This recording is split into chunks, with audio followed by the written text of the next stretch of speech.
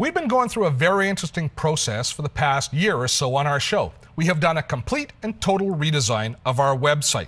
I hired a design firm to help me come up with a new and more functional website. So the folks at MediaFX went over all my needs and came up with my solution. Now must be a million ways to build websites, but we had certain needs. We needed a content management system where people responsible for different areas of content could manage their own areas of the website without becoming web programmers. So MediaFX chose an open source content management system called Drupal. Now Drupal is open source code, meaning it's shared by the entire internet community. People create modules. Now modules could be anything from an online poll to, say, a little application that puts weather updates on your website. They post these modules on the internet for free for you to download and modify for your own site, with the quid pro quo being when you create new modules, you post it for other developers to use for free. Now all of this is pretty geekish stuff, but the net result is a system where those who create the content in your firm can post it to the web without being experts.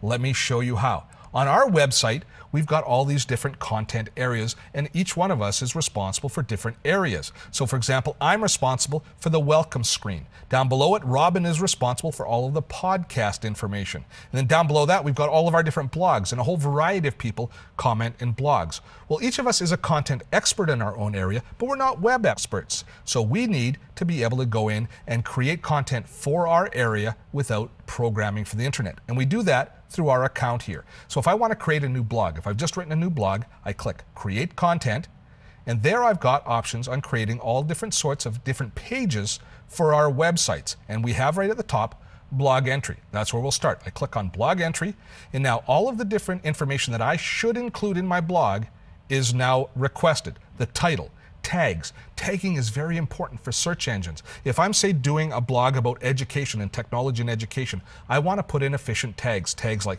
education, technology, teachers. I want to put in things that people might be searching for on the internet to find information about what's in my blog so they can find my blog. And additionally, people searching on my site for stories can find it through the tags. So that metadata that we create in the tags is very important for making your content viable and valuable on the internet. And then once we've filled in all that information, we get down into the meat and potatoes, actually putting in the content for our blog. Now you could actually type into this window here. It's a little bit of a WYSIWYG editor, but most of us are going to choose to copy in from a word processor. I like to use Microsoft Word because I can't spell worth a darn. I need that spell check. But if I copy directly in from Word, I'll get all sorts of extra formatting that'll actually make the page look pretty ugly. So instead of that, I choose Paste from Word, a little tool that's built into the Drupal application, and then I paste, and it strips out all of the formatting and allows me then to add proper HTML formatting here in the window. But I don't have to code that in. I can use this WYSIWYG editor for making things bold or taking a line of text and making it into a headline.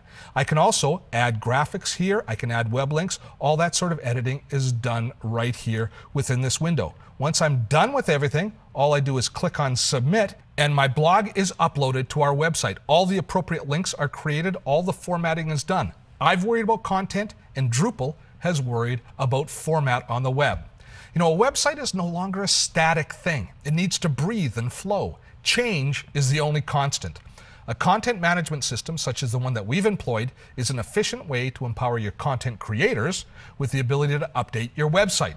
Overall, a site design like ours will never be a really quick process.